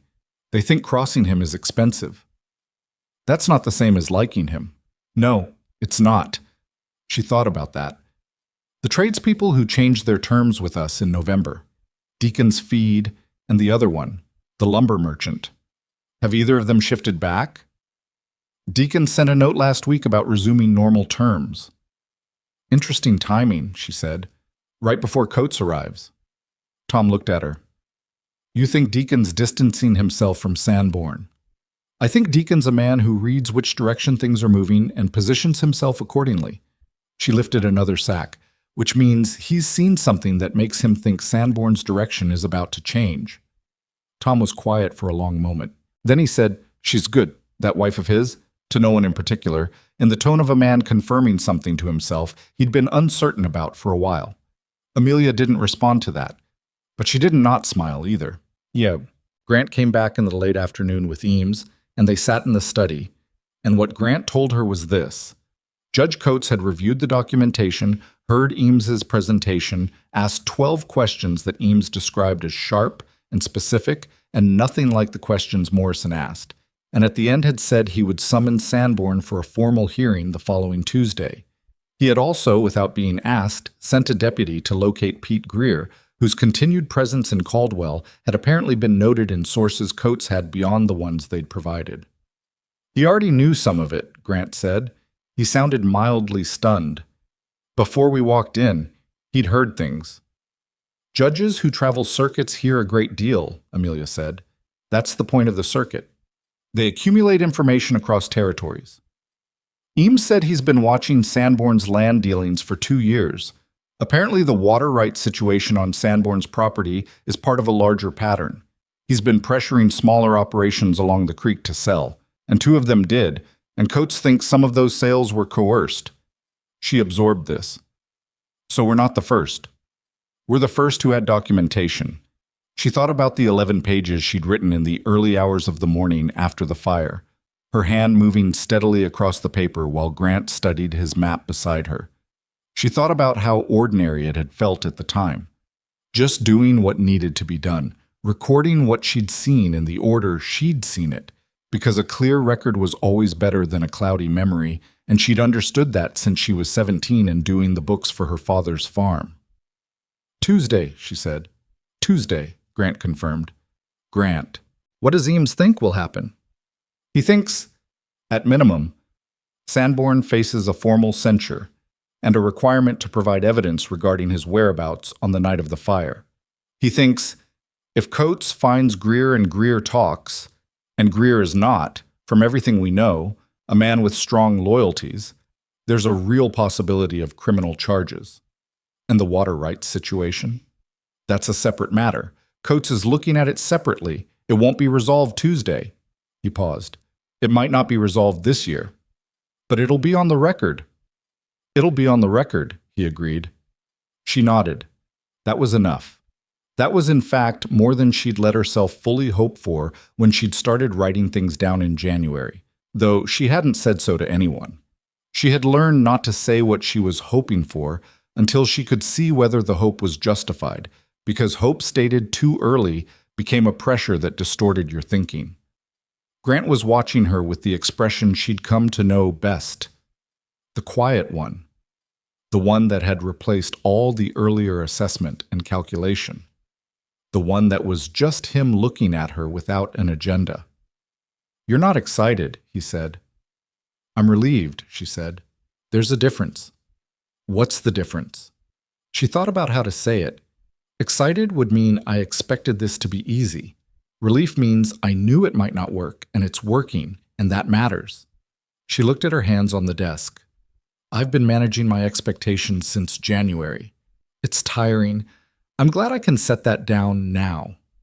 He reached across the desk and covered her hands with one of his, just briefly. Then he withdrew it in the slightly awkward way he handled any gesture that wasn't work, because he was a man who understood cattle and land and ledgers and had spent 15 years being less comfortable with everything else. She didn't remark on it. She just let it be what it was. The Tuesday hearing lasted most of the day. Amelia again stayed at the ranch, again managed the morning, and this time Clara stayed home from her lessons because Mrs. Abbott had a cold and the trip to Caldwell was called off, and the 2 of them spent the afternoon in the kitchen with the bird book and a secondary text Mrs. Abbott had lent Clara about the migratory patterns of raptors across the Montana Territory. Clara was distracted. Amelia could see her looking out the window periodically, tracking the road. They'll be back before dark, Amelia said, without looking up from the page she was reading about the osprey's hunting range. I know, Clara said. I'm not worried. I know you're not, Amelia said. A pause. I am a little, Clara said. That's reasonable. Amelia turned a page. Being a little worried doesn't mean things won't be fine. It just means you care about the outcome. Clara looked at the book without seeing it. What if the judge doesn't believe him? Coates isn't the kind of judge who decides based on believing one person, Amelia said. He decides based on what the evidence shows. The evidence is solid. I made sure of that. Clara looked at her then, the direct, serious look she used when she was taking something in for keeps. You wrote all those pages, she said, the night of the fire. I did. I saw the lamp was still on when I came downstairs, in the morning. Clara paused. You and Uncle Grant were both still up. We had work to do. Mrs. Dunmore said you probably saved the horses, Clara said. She didn't say it to you, she said it to Bess. I heard through the kitchen door. Amelia considered how to respond to this. Vic and Danny helped. Mrs. Dunmore didn't mention Vic and Danny. Miss Dunmore has opinions, Amelia said carefully. Clara almost smiled at that. The same small, quick smile she'd had since the beginning, still only deployed when she was caught off guard by something that pleased her. "I like her opinions," she said. "So do I," Amelia said. "Most of them." They went back to the Osprey migration patterns, and the afternoon moved through its remaining hours steadily and without event. And when they heard the horses in the yard at 5:30, Clara was at the window before Amelia had stood up. And then she relaxed in the specific way that children relaxed when they'd been holding themselves braced for something, and the something turned out all right. "He looks okay," Clara said. Amelia came to the window. Grant was dismounting in the yard, moving with his usual economy of motion, and even from a distance and in the failing light, she could read the difference in him. Something resolved, some tension that had been sitting in his shoulders since January genuinely absent. She went to put the kettle on. Pete Greer had talked. This was the essential fact, and Grant delivered it at the kitchen table over coffee while Clara sat very still and listened. And Eames's letter sat beside the sugar bowl because Grant had already read it twice on the ride back and wanted Amelia to read it herself. Greer, confronted by Coates's deputy, and apparently having spent 2 months in a Caldwell boarding house, calculating whether Sanborn's protection was worth the risk of a criminal charge, had made what Eames called a practical decision. He had provided a signed statement confirming that he had been paid by Wade Cutler, acting on Sanborn's instruction, to provide information about the Whitaker Ranch's layout, outbuilding locations, and the prevailing wind patterns in the eastern yard in January. He had not, he claimed, been told what the information would be used for. Coates had written in the margin of his notes, which Eames had been shown, the single word, implausible. Sanborn, faced with this, had done something no one had fully predicted. He had not denied it. He had not constructed an alternative account. He had sat across from Coates in the back room of the Caldwell courthouse and said, in terms Eames described as startlingly candid for a man in his position, that Grant Whitaker had refused a fair offer for land that Sanborn needed for his Operation Survival, and that a man had to do what a man had to do. Coates had looked at him for a long time after that, according to Eames, and then he had said quietly that a man also had to answer for what a man had done, and had set a date for formal proceedings in April. "Criminal charges?" Amelia asked, reading Eames's careful language. "Arson and coercion," Grant said. "Eames thinks both will stick if Greer's testimony holds. Will it hold?" Greer signed the statement. Once it's signed and witnessed, it's harder to walk back, even if Sanborn pressures him. He wrapped his hands around his coffee cup, and Coates made it very clear to Greer that walking it back would be noticed. Amelia set the letter down. The kitchen was warm, the evening dark outside, Mrs. Dunmore moving around somewhere in the back of the house with her usual brisk efficiency. Clara had been listening to all of this with the careful, evaluating attention she brought to everything important, and now she said, in a voice that was very measured for a 9-year-old, "So he's going to be in trouble." "Significant trouble," Grant said. "Yes."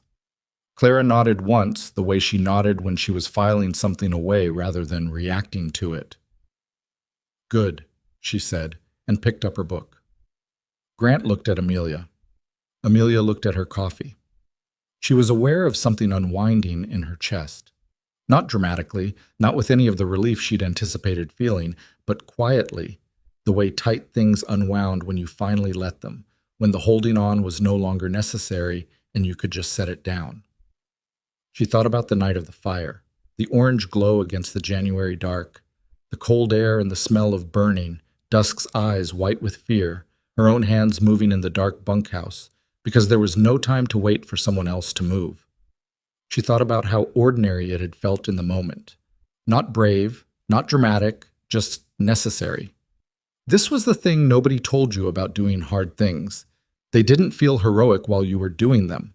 They felt like problems that needed solving, and you were the person available to solve them. She had been underestimated her entire life. By her hometown, by the women in the general store, by Tom Briggs and his initial careful neutrality, by Pete Greer, who had looked through her in the first week like she was furniture, even by Grant, at the beginning, who had expected someone to manage and found instead someone who managed things rather better than he did in certain crucial departments. What she had understood, for a long time, was that being underestimated was not only a disadvantage, It meant people told you things they wouldn't tell someone they considered a threat. It meant you could move through spaces without people bracing against you. It meant that when you finally did what you were capable of, the contrast was stark enough to be impossible to ignore. She hadn't planned it that way. She hadn't arrived at the Whitaker Ranch with a strategy for winning people over or outmaneuvering threats. She had simply been herself, fully and without apology, and herself had turned out to be enough, more than enough, in ways that still occasionally surprised her. This was the thing she would have wanted to tell her younger self, if younger selves were the kind of thing you could communicate with. Not some version of things will be fine or your time will come, because those were the empty reassurances people offered when they didn't know what else to say. The real thing, the true thing, was harder and more useful. You don't need them to see you clearly. You need to see yourself clearly and keep moving. She had kept moving. She had kept moving through 23 years of small dismissals and large ones, through a marriage she'd entered without love, and found something in that was better than what she'd imagined love might be. More specific, more weathered, more honest about what two people actually were rather than what they wanted each other to be. The April proceedings went largely as Eames had predicted. Sanborn was formally charged. Greer's testimony held. Wade Cutler, Sanborn's head of operations, negotiated a reduced role in the proceedings in exchange for his own statement, which corroborated Greer's on the key points. Sanborn's lawyer mounted a defense that Eames described as technically competent and fundamentally unconvincing, and Coates, who had been watching men lie and tell the truth for 30 years and knew the difference at considerable distance, wrote his findings in language that was measured and exact and devastating in its precision. The sentence was not what anyone would have called severe by the standards of larger cities, but by the standards of the Montana Territory, it was significant. Sanborn was required to pay restitution for the hay barn and related losses, was prohibited from any land dealings along the creek boundary for a period of 5 years, and faced a formal criminal record that would follow him through every future dealing in the territory. The coercion charges regarding the smaller operations he'd pressured to sell were referred to a separate inquiry that would take months, but the referral itself was public, and public mattered in a place where reputation was the currency people ran on. Randall Sanborn rode home from Caldwell in April, a smaller man than he'd ridden in. Not broken, he still had his land, his cattle, his operation, but reduced in the specific way that happened to men who had mistaken impunity for safety. The Whitaker Ranch replaced the hay barn with a structure that was larger and better positioned. The restitution money covered most of the construction cost, and Amelia directed the remainder, working with Grant and Tom on a design that addressed several of the storage inefficiencies she'd noticed in the original. When Hector Vane came out to lead the construction, he shook her hand and said he'd heard about the fire and was glad everyone was all right, and she said thank you and showed him the plans she'd drawn up. And he looked at them for a moment and said that was a good layout and got to work. The ranch hands had a different quality about them by spring. She'd noticed it developing since February, a gradual shift in how they moved through the yard when she was present, something less careful, less performatively neutral. Cal Merritt, whose chest infection she'd sent to the doctor in November, had taken to including her automatically in any question that came up about the animals or the yard supplies. Danny Pratt had asked her to look at a horse he was concerned about 2 weeks after the fire and had listened to her opinion with the specific attentiveness of someone who had decided, at some prior point, that her opinion was worth listening to. Vic, his father, had simply said one morning in March, "Morning, Mrs. Whitaker," with a warmth that he had not been capable of in November, and she had said, "Morning, Vic," and that had been that. None of this was a claim. None of it was the town of Caldwell lining up to revise their initial assessment. She was practical enough to know that some of those people, the women in the general store, the ranch hands who had looked through her in the first week, the Caldwell merchants who had adjusted their terms at someone else's suggestion, would never fully reconcile the woman they'd categorized on arrival with the woman she'd turned out to be. That was fine. People's ability to revise their first impressions was limited, and she had stopped requiring it a long time ago. What she had instead was the ranch, and the people on it who had seen her work over winter and arrived at their own honest conclusions, and that was worth considerably more. One evening in May, Grant came home from the north pasture earlier than usual and found Amelia in the paddock with dusk. not working with her, just standing with the mare's head against her shoulder, both of them still in the long evening light, the way they sometimes were at the end of a day that had asked a lot. He leaned on the fence and watched. After a while, she became aware of him there and looked over. She didn't say anything, neither did he for a moment. "I got a letter from your mother," he said. She straightened slightly. "My mother. She writes to me occasionally, has since February." He looked faintly uncomfortable. "I should have mentioned it earlier." "What does she say?" "She asks how you are. I tell her." He paused. "She seems like a woman who loves you and doesn't entirely know how to say it." Amelia was quiet for a moment. "That's accurate," she said. "I wrote to her last month. I told her the ranch was doing well and that you had become essential to the operation. She wrote back and said she always knew you were capable of more than people gave you credit for." Something moved through Amelia's chest at that. Complicated, not fully comfortable. The specific emotion you felt when someone said a true thing too late, when the support would have mattered most 5 or 10 years earlier and was arriving now, when you'd already built what you needed without it. She wasn't angry, she was just aware of the gap between what might have been and what was. "She's right," Amelia said finally. She just needed someone else to confirm it before she was sure. "Does that bother you?" She thought about it. "It used to," she said honestly. "Now I mostly feel sorry for people who need external confirmation to believe what they already know." She ran a hand along Dusk's jaw. "It's a hard way to live." Grant was quiet. Then, "I did that too. In the beginning." "I know. I needed to see evidence before I—" "Grant." She looked at him. "You changed. That's what matters." She paused. "People who can't change their minds about a person they've underestimated are people I don't have time for. You changed your mind fairly quickly, actually, all things considered." He looked at her across the fence with the quiet expression she had come to understand was him at his most honest. Stripped of the management and the authority and the particular armor that rich men in positions of power built up over years of being deferred to. "I was lucky you came," he said. "I want you to know I know that." She held his gaze. "We were both lucky," she said. "It could have been someone else entirely. The arrangement could have landed you with someone very different." "It didn't." "No," she agreed. "It didn't." He came around the fence and into the paddock, which was something he rarely did. Dusk was still particular about people, still preferred a small circle of trusted humans. But the mare turned her head and looked at him and didn't move, which was its own kind of progress.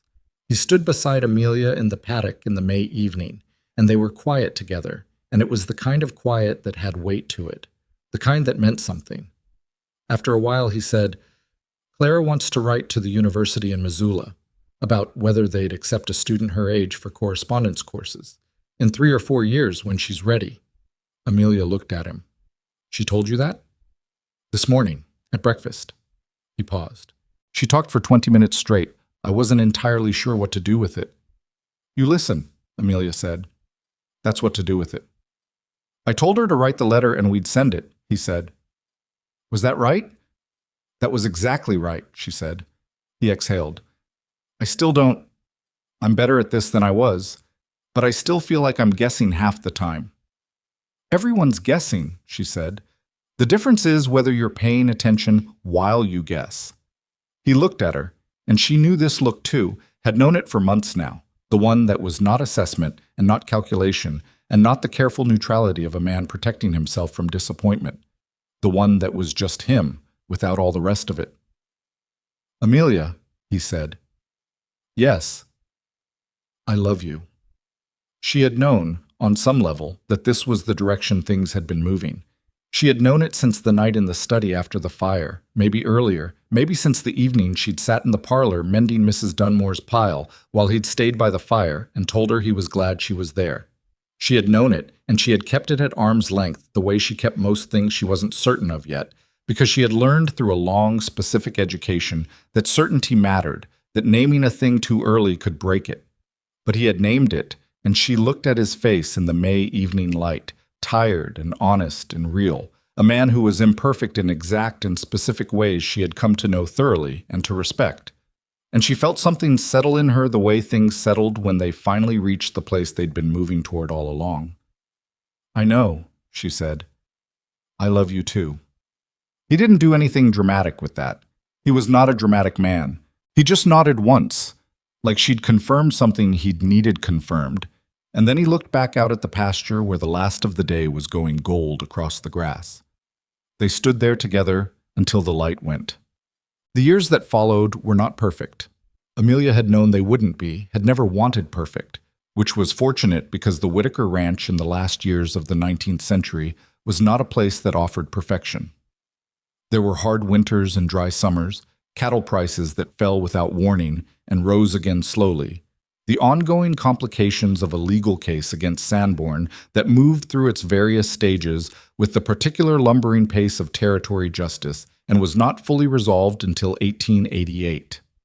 There were arguments between her and Grant, real ones, not the performed disagreements of people who were afraid to be honest with each other, but genuine conflicts about operational decisions and money and how much to take on in a given year, and occasionally about Clara, whose strong will expressed itself more and more clearly as she got older, and whose arguments with her uncle about the scope of what she was permitted to learn and do required, on several occasions, Amelia's navigation between two people she loved who were both right in ways that didn't fully accommodate each other. These were real problems. None of them were simple. Amelia did not think of her life on the Whitaker Ranch as a story that had found its resolution and was now simply playing out.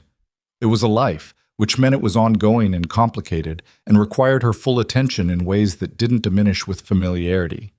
But there were things that were true, stably and without condition, that she returned to in the way you return to solid ground when the rest of things were uncertain. She and Grant had built a partnership that was real in the specific, daily, unglamorous way that real things were real. Not because they had resolved to love each other, but because they had worked alongside each other through enough difficulty that love had become the accurate word for what they'd developed, the only one that fit. He was not an easy man. He had taken his losses hard and his setbacks harder, had a stubbornness about certain things that resisted even her best arguments, and could go quiet in a way that took work to move him out of. She was not easy either. She was more direct than he'd been used to, less willing to soften a difficult truth for the sake of smoothness, occasionally too focused on problems to notice when what was needed was not a solution, but simply someone to sit with the difficulty. They were two imperfect people who had chosen, day after day, to keep choosing each other, which was the only version of a real marriage she had ever believed in. Clara wrote to the university in Missoula at 12, received a reply that was encouraging in ways that mattered and hedging in ways that were expected, and spent the next 4 years in correspondence with two professors there who had taken an interest in her work on raptor migration patterns. She was the best educated person in the county by the time she was 15, which was a fact she wore without vanity, because vanity about things you'd worked hard for had always seemed to her like a waste of the energy you'd spent working. She was, as Amelia had said, the smartest person on the ranch, and she had grown into that without flinching. The ranch workers who had looked through Amelia in the first weeks of her arrival were, by 1887, a different group from the one she'd arrived to find. Some of them genuinely the same men, changed by time and shared difficulty. Some of them newer hands who had simply always known her as Mrs. Whitaker and had no prior category to revise. Tom Briggs, who had assessed her on a train platform in the autumn of 1885 and decided she was something he needed to be polite to, had become over 2 years into something closer to a colleague, someone she trusted with her thinking in the way she trusted few people, someone who had proved himself to be the kind of man whose respect meant something because he didn't give it easily. The people in Caldwell revised their opinions at the rate that small towns revised opinions, which was slowly and selectively and never completely. There were still women who remembered what they'd said in the general store in November of 1885, and could not quite look Amelia in the eye, not from hostility but from the specific discomfort of having been visible in your smallness to someone who had subsequently proven you wrong. Amelia did not require their apologies or their comfort. She bought her thread and her soap and said good morning and went home. What she knew, what she had always known, really, and had been required by the circumstances of her life to know earlier and more practically than most people, was this: the opinion of people who dismissed you before they knew you was not a verdict on your worth. It was information about their limitations. You could be angry about it for a while. You could grieve it, the specific grief of moving through the world in a body and a face that other people used as a reason to stop looking. But you could not let it become the measure you used on yourself, because they were measuring with a broken instrument, and you were not required to accept broken measurements as final. She had known this at 23, arriving at a strange ranch with a bag that weighed more than it looked, and a marriage she hadn't chosen, and a territory of unknown difficulty ahead of her.